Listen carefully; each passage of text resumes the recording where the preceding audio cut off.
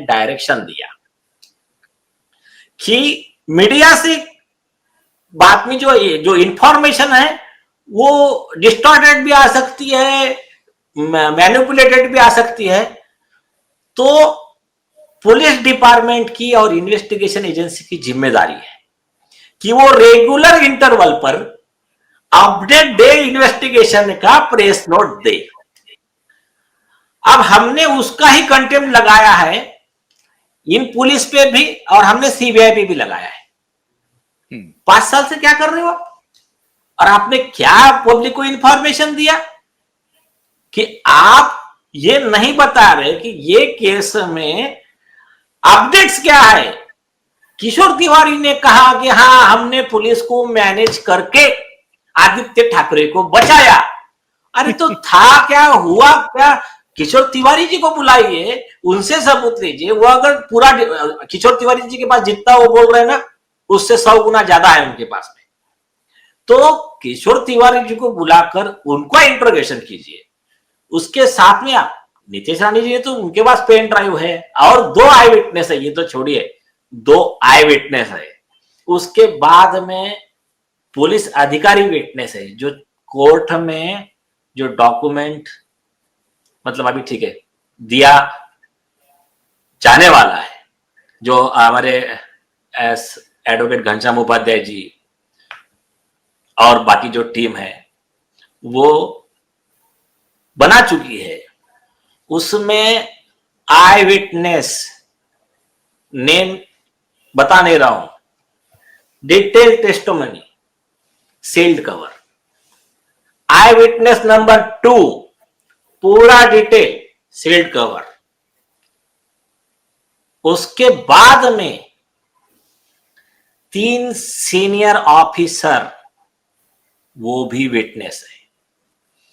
ऐसी list witness की, evidence का डिटेल और ये लॉ। उसके बाद में ये डायरेक्शन कोर्ट ने देना चाहिए, ये सुप्रीम कोर्ट के जजमेंट, इतना सारा बन चुका है। तो अभी मेरे हिसाब से इस केस में एकदम ऐसा क्रूशियल मोड पर आ चुका है केस। और अभी जो डेट नहीं हो सकता है इसको, तो अपने Upadhyay ji out of station थे, वो पहुंच रहे हैं। मोस्ट प्रॉब्ली मंडे को मेंशन करके उसका सर्कुलेशन लेके डेट लेंगे, जैसी डेट आएंगे आपको बता दी जाएगी। तो इसमें मेन क्रूशियल है कि इन लोगों ने जो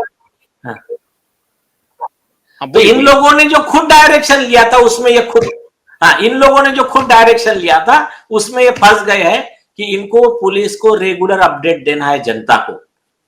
तो और दूसरा जो हमने बताया है कि police are bound to provide the copy of inquiry report. Disha Salian के फैमिली को एक देना है। दूसरा, एक केस में इंफॉर्मेंट रशीद खान पठान साहब है, supreme court and high court litigation association, ये इंफॉर्मेंट है इसमें अभी नए एफआईआर के लिए।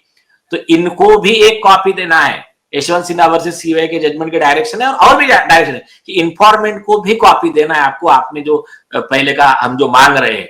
क्योंकि देखिए, इसमें सिर्फ ऐसा नहीं है कि ये मतलब हाईकोर्ट में मैटर चल रहा है। इसमें कल चल के अगर किसी को लगा, इंफॉर्मेंट को लगा कि सीधा स्पेशल कोर्ट, जो महिला अत्याचार के जो स्पेशल कोर्ट्स है, पॉक्सो के वगैरह जो भी ड्रग्स वाले, और इसमें जो भी सेक्शंस लगे और इवन अदर प्रूफ्स जो है कि इनके ऊपर यूएपीए लगेगा आदित्य ठाकरे के खिलाफ में, अगर वो उसकी टेस्टिमोनी प्राइमा फैसी कंसिडर की गई, इनके ही दोस्त की, आदित्य ठाकरे की, कि ये लोग अल जजीरा नेटवर्क के साथ मिलकर देश के खिलाफ षड्यंत्र रच रहे थे, जो भी है। तो अब लगा कंप्लेनेंट को कि ये हमको सीधा कोर्ट में केस फाइल करना है, कोई जरूरत नहीं है भी ना पुलिस की ना सीबीआई की, कुछ नहीं। तो उसमें कोर्ट में डायरेक्ट विटनेस एग्जामिन कर सकते हैं। विटनेस एग्जामिन करने के बाद में कोर्ट डायरेक्ट अरेस्ट वारंट निकाल सकता है आरोपी का इश्यू प्रोसेस करके 204 सीआरपीसी में, और केस चलेगा। तो ये भी एक उसमें प्रोविजन है। तो इन सब चीजों के लिए सुप्रीम कोर्ट ने कहा कि जो केस परस्यू कर रहा है उसको और इस देश को हर इंफॉर्मेशन रिसीव करने का अधिकार है, पुलिस डिनाई नहीं कर सकती इंफॉर्मेशन इसमें। हाँ, आप बोलिए।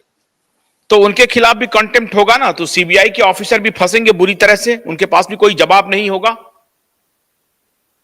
जो भी इसमें बचाने का ट्राई करेगा वो सब फंसने वाले हैं। तो कुल मिलाकर के ये हुआ कि सीबीआई को भी जवाब देना पड़ेगा, और सीबीआई भी एक प्रकार से कंटेम्प्ट कर चुकी है, वो सजा का हकदार हो चुका है। एसआईटी भी कंटेम्प्ट कर चुकी है, सजा का हकदार हो चुका है।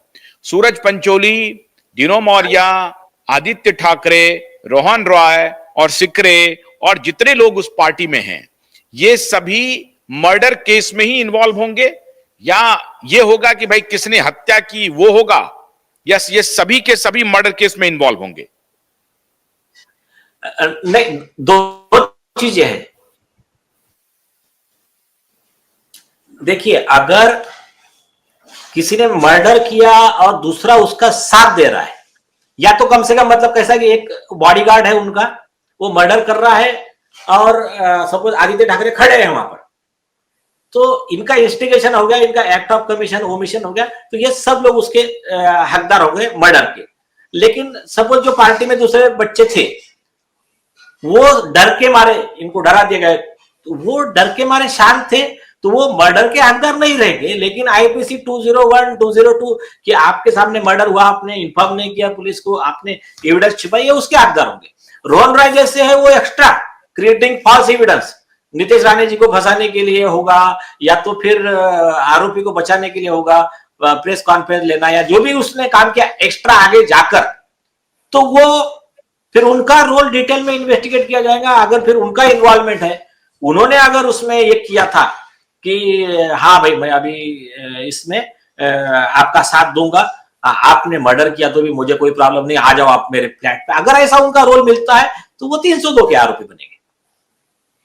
दो सवाल और पूछ लेता हूं चलने से पहले। एक तो एडीआर जो लिखाई गई और 1 महीने के अंदर कंफर्म कर दिया गया कि हाँ साहब ये एक्सीडेंटल डेथ ही था, तो उसमें आपने बहुत तकनीकी सवाल उठाया है कि इस इन्वेस्टिगेशन के दौरान दिशा के परिवार को कंसल्ट करना अवश्यंभावी था। तो वो जो इन्वेस्टिगेशन है उसको जिन जिन पुलिस वालों ने कहा किया है, उसके खिलाफ कौन सा केस होगा? जो उन्होंने नहीं किया, प्रोसीजर फॉलो नहीं किया, उसका क्या होगा? वो आईपीसी 166 वगैरह सेक्शन है कि not following the provisions of law, directions of law, कि और इसमें to save the accused from the murder charge है ना, तो वो एक सेक्शन अलग से लगेगा। और creating a full record of investigation, फिर आईपीसी 218 से लेकर और 191 जो वाली वो रेंज है परजुरी वाली, वो वाले section, then using a forge record as genuine one, ऐसे कई सेक्शंस लगेंगे उनके ऊपर। तो ये तो बहुत मतलब आप ये कह रहे हैं नीलेश जी कि वो उनके ही इन्वेस्टिगेशन को आधार बना करके आपने उन्हें फंसा दिया है, मतलब वो पूरी तरह से फंस गए हैं। वो अगर वो कहते हैं कि वो एक्सीडेंटल डेथ था, तो उसके इंक्वायरी के प्रोसीजर में ही वो खुद को फंसा चुके हैं, और इसका कोई डिफेंस नहीं होगा कोर्ट में, उनके सामने कोई डिफेंस वो पेश नहीं कर पाएंगे। नंबर 1, डिफेंस तो गया, वो तो कोई डिफेंस का विषय नहीं है इसमें। इन्होंने क्या समझा था, इनको लगा था पब्लिक बेवकूफ है और हम ज्यादा पावरफुल है, लेकिन भगवान है ना, तो ऐसा अकड़ किसकी टिकती नहीं है। रोहन रॉय क्या अगर अप्रूवर आज बन जाता है, मान लीजिए, क्योंकि रोहन रॉय बहुत मजबूत कड़ी है इस पूरे प्रकरण में, बाकी तो बेचारे डर गए होंगे या डरा दिया गया होगा। रोहन रॉय ने एक तो वो फरार रहा, और उसके बाद भी वो कोशिश करता रहा इस पूरे मामले को भटकाने का, डिस्ट्रॉय करने का। उनके माँ बाप को भी कन्विंस करके उनको डराया और एक स्टेटमेंट दिलवाया कि नहीं कोई बात नहीं, हम इससे संतुष्ट हैं। और अब उनके माता पिता का स्टेटमेंट आ रहा है कि नहीं इसकी जांच होनी चाहिए। तो आज क्या रोहन रॉय के सामने कोई ऑप्शन है?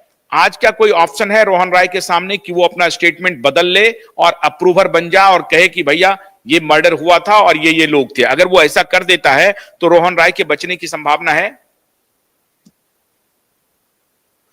देखिए, पहली चीज, रोहन राय को छोड़ दीजिए, ऑलरेडी एक आई विटनेस है जो पार्टी में मौजूद था, जिसने इनको देखा है। ये सारा रेप मर्डर वाली चीजें सारी, और उसने उसको, वो ये भी विटनेस है, पुलिस वालों ने उनको कैसा पीछे से बाहर निकाला, क्या किया, सब वो चीजें ठीक है, छोड़ दीजिए, मैं डिटेल नहीं बोल रहा हूं। चाहता है अप्रूवर होना, तो अप्रूवर का लॉ है, उसने पूरा डिटेल टेस्टिमोनी देना है। एक वो अगर इन्वेस्टिगेशन एजेंसी को लगा कि हाँ ये कंप्लीट है और कोर्ट सेटिस्फाई हुआ, तो फिर उसको माफी दे सकते हैं, अप्रूवर बना सकते हैं, और उनके स्टेटमेंट पे फिर उसके अगर पूरा टेस्टिमोनी सही है तो फिर इन सब लोगों को फांसी हो सकती है, आरोपियों को।